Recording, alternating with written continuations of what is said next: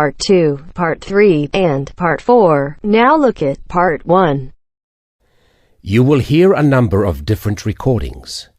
You will have time to read the questions before each recording and time at the end of each recording to check your answers.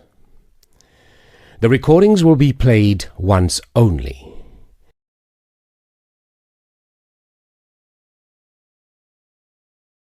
Part 1. You will hear a conversation between a customer and a receptionist at a car rental agency. First, you have some time to look at questions 1 to 5.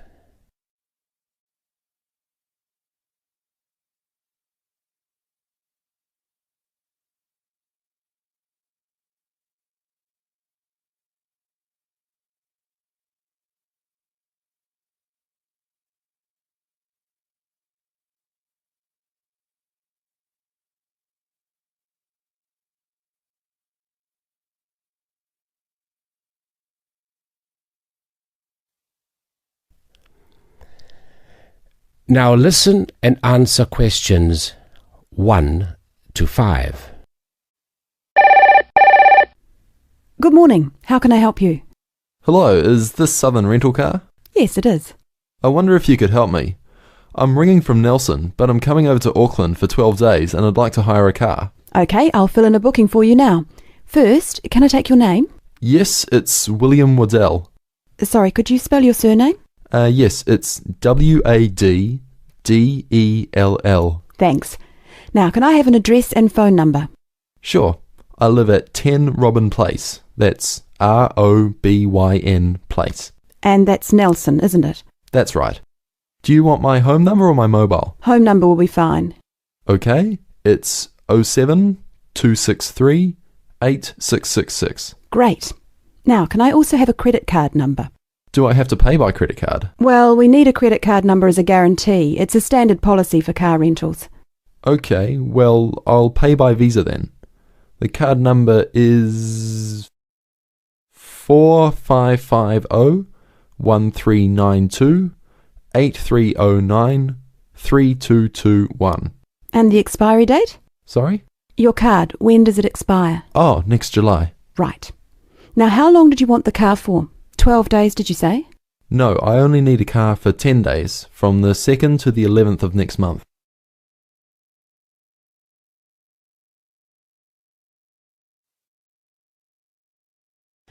Before you hear the rest of the recording, you will have some time to look at questions 6 to 10.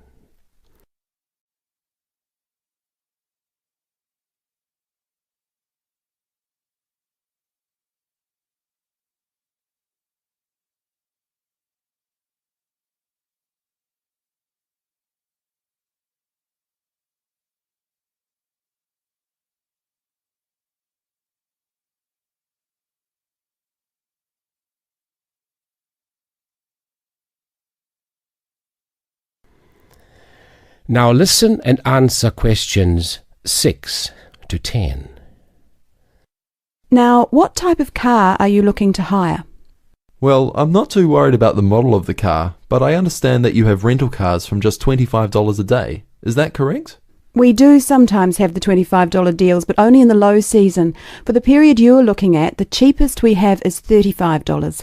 However, that price includes unlimited kilometres. Sorry, did you say unlimited kilometres? What does that mean exactly? That means that no matter how far you go, the cost is the same. Some companies charge for rental and then charge again for every kilometre you actually drive.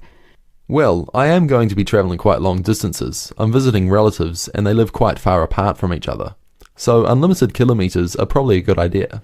If you're travelling long distances, you would be better off with an automatic. Changing gears in a manual can make it more expensive on petrol. Okay, I'll take the automatic then. Right. So that's an automatic car for 10 days from the 2nd to the 11th. That's all booked. Is there anything else I can help you with? No, that's fine. Oh, sorry, what do I need to bring with me when I pick up the car? All you need is your driving licence. Right. Well, thanks very much. Bye. That is the end of Part 1. You now have half a minute to check your answers.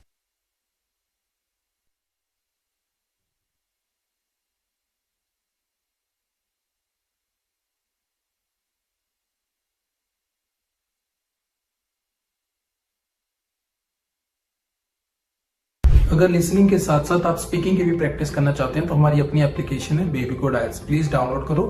App store और play store दोनों पे available है और link description में भी आपने डाल दिया है। और अगर आप चाहते हो कि टीचर आपको आपके बैंड स्कोर बताए, आपकी मिस्टेक बताए और कैसे आप 5 बैंड से 7 बैंड इंप्रूव कर सकते हो, तो प्लीज यूज करो मेरा promo code.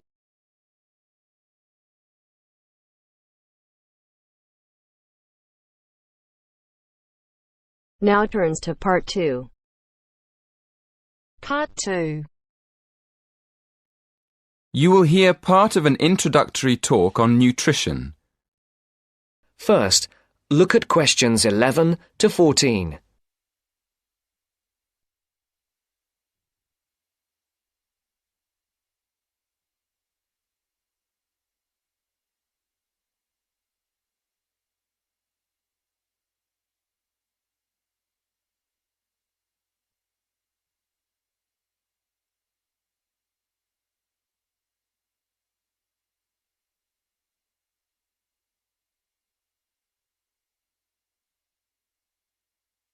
Listen carefully. Good afternoon. Many people in the Western world eat the wrong food, and they eat far too much of it. So, the topic of my lecture today is healthy eating. I'll divide my talk into 3 parts. Firstly, I'm going to define what I mean by healthy eating. After that, I'll go on to talk about why people don't eat properly, and then I'll finish my lecture with some ideas for improving the situation. Right. So, what do I mean by healthy eating? Well, some people might think it means eating a lot of meat. Of course, vegetarians wouldn't agree with this. They think eating meat is very unhealthy. Other people think that eating a lot of cabbage is good for you, or a lot of salad. Well, naturally, cabbage, salad and meat can all be part of healthy eating. But for me, healthy eating means 2 things. One is eating a balanced diet, and the other is eating the right amount of food. In my opinion, a balanced diet means eating a variety of foods, including meat, vegetables, fruit, cereals, and dairy foods. Obviously, the amount of food we should eat is more difficult to decide. It depends a lot on how active we are.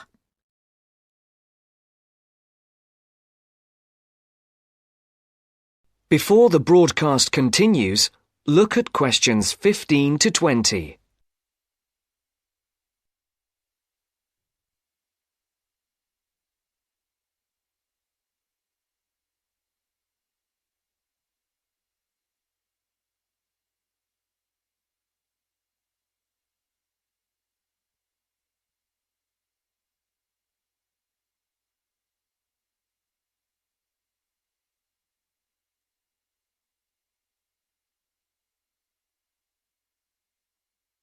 You will now listen to the second part of the talk.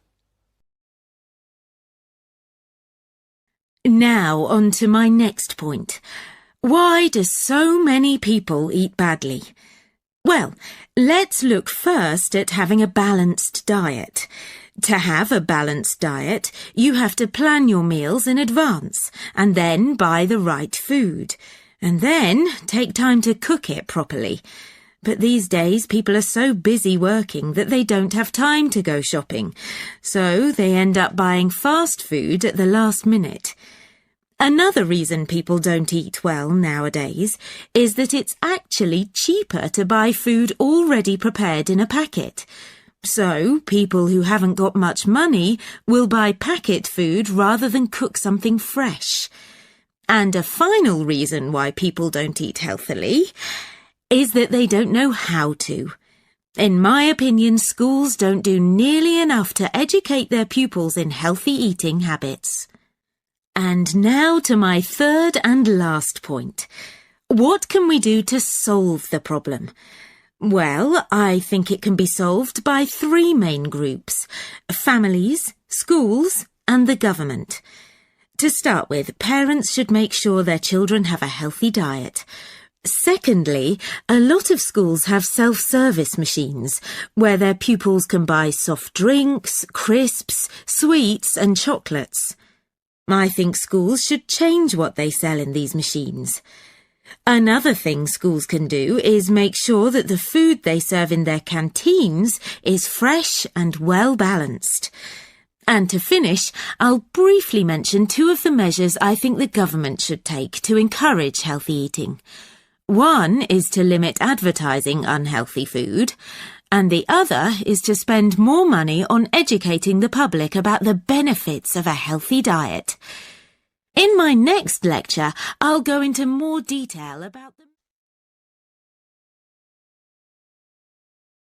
That is the end of part 2. You now have half a minute to check your answers.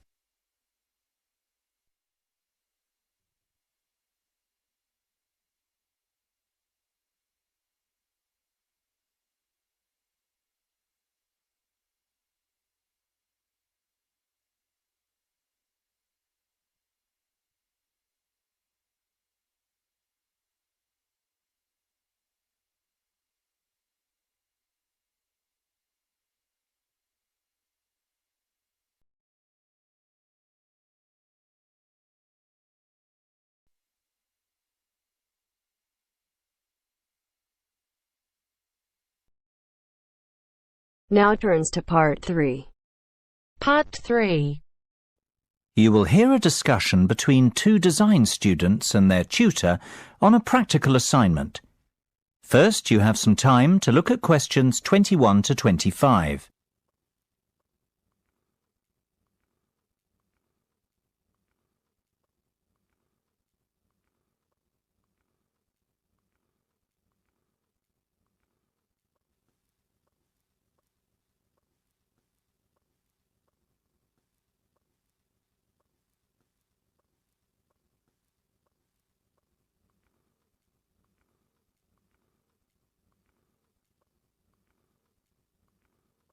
Now listen carefully and answer questions 21 to 25. So, have you chosen a product yet? I think so. We'd like to build a gyroscopic exercise aid. Sounds interesting. Tell me more. Well, we did some research and were amazed to discover the sheer range of applications for gyroscopic technology. Gyroscopes are used in laser and optical devices and can be found in many consumer appliances too. Right. Tell me about this product specifically, though. The aim of the assignment is to create something practical, functional and beneficial for consumers. Justify your decision. Well, we believe we can design and build a cheap and effective muscle strengthening aid by taking advantage of the inertial forces created by a gyroscope. Yes. What we want to do is design a ball which can be held in the palm. Within the ball, there will be a simple gyroscope. This gyroscope can be set in motion by movement of the lower arm and wrist together in sync. The device will not require any external power source because it will be sustained by the movement of the arm and wrist. This will create considerable resistance and an excellent lower arm strengthening aid. It will be simple to design and cheap to produce, yet extremely effective. This all sounds very good. I'm impressed. Thanks, Mark. We're glad you like it. I think we're really onto something here. Our research has told us there's nothing comparable in the market and that a product like this would have multiple uses. Not only could it be used as an everyday toning and exercise device, it could also be beneficial to people in rehabilitation who have suffered serious lower arm injuries. We see the product being marketed towards high-performance athletes, like tennis and golf players, for whom lower arm strength is vital too. Before you hear the rest of the discussion, you have some time to look at questions 26 to 30.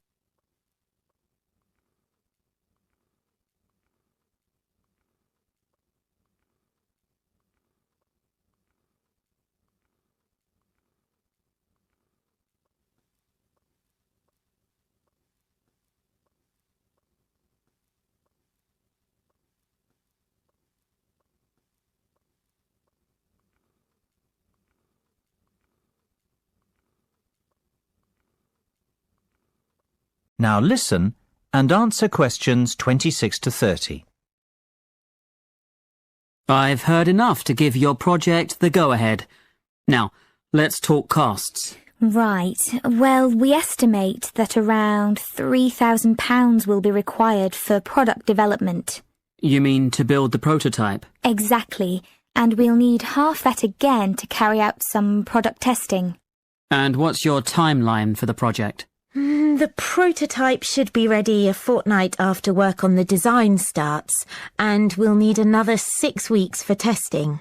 We want to enlist the help of 15 people to test the prototype. Ideally, we want 5 professional athletes to try it out, 5 recovery patients, and the remainder of the subjects will be gym members, our 3 target markets. Okay. Well, you have a lot of work to do, but you've certainly made a good start. Let's meet again on Monday to get the ball rolling.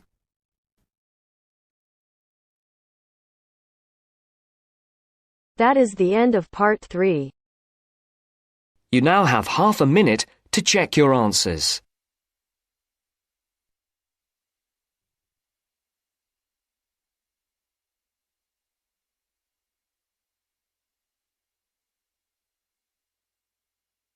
अगर listening के साथ साथ आप speaking की भी practice करना चाहते हैं तो हमारी अपनी एप्लीकेशन है बेबी कोड आइल्स, प्लीज डाउनलोड करो। ऐप स्टोर और प्ले स्टोर दोनों पे अवेलेबल है और लिंक डिस्क्रिप्शन में भी हमने डाल दिया है। और अगर आप चाहते हो कि टीचर आपको आपके बैंड स्कोर बताए, आपकी मिस्टेक बताए और कैसे आप 5 बैंड से 7 बैंड इंप्रूव कर सकते हो, तो प्लीज यूज करो मेरा promo code.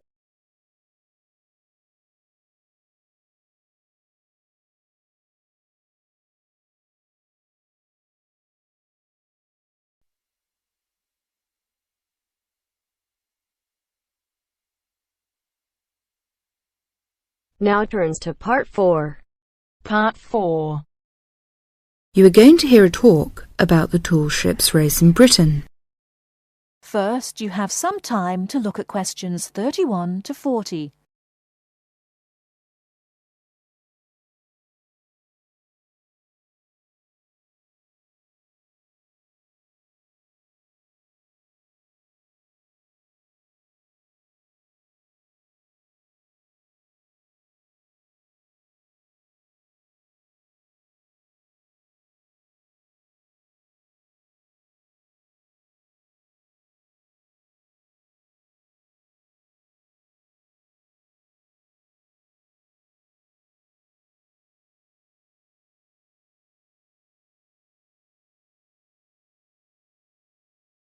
Now, listen carefully and answer questions 31 to 40. In July 1956, a fleet of 21 sailing ships from 11 countries raced each other from Torbay in Devon to Lisbon. The ships had been converted from cargo carrying to sail training ships. However, their future seemed uncertain, and the purpose of the gathering was to mark the passing of the age of the sail. What happened instead was that the sailing ships refused to say goodbye, and 2 years later they raced again, and the fleet was even larger. It was then that the title The Tall Ships was given to them, and the name remains today. The original organisers, the Sail Training Ship International Race Committee, now called the Sail Training Association, saw that a new international movement had begun, adventure training under sail. As race succeeded race, it became clear that the events had more to do with bringing adventure and widening the horizons of young people than of commemorating the passing of sail. Now, sail training ships began to be specially built, and young people from all walks of life wanted to participate. Now, to compete, a vessel has to satisfy just 3 requirements. It has to have a minimum waterline length of 9.09 metres. Half its crew must be between the ages of 16 and 25, and its principal means of propulsion must be a sail. Since 1972, the race has been sponsored by Cutty Sark Scots Whisky, and it has started to attract huge crowds of spectators. In 1984, more than 250,000 people lined the River Mersey in Liverpool to watch the fleet set off. And in 1986, 2 million spectators joined Her Majesty Queen Elizabeth at Newcastle upon Tyne to watch the parade. 1989 was the year that the spectacular Cutty Sark Tall Ships Race started from London. A grand fleet of up to 100 vessels gathered on the River Thames near Tower Bridge on Tuesday the 4th of July. The only thing that the racing yachts, ancient and modern, had in common was their young crews.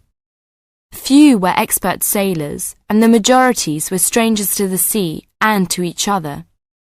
Between Tuesday the 4th of July, when the fleet began to assemble, and Saturday the 8th of July, when the ships took part in a grand parade of sail down the River Thames, vessels were berthed on either side of Tower Bridge.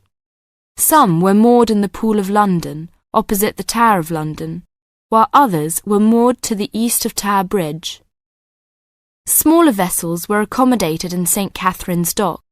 Many of the larger ships were open to the public. It was an amazing and historic spectacle as the ships sailed slowly up the River Thames. That is the end of part 4. You now have half a minute to check your answers.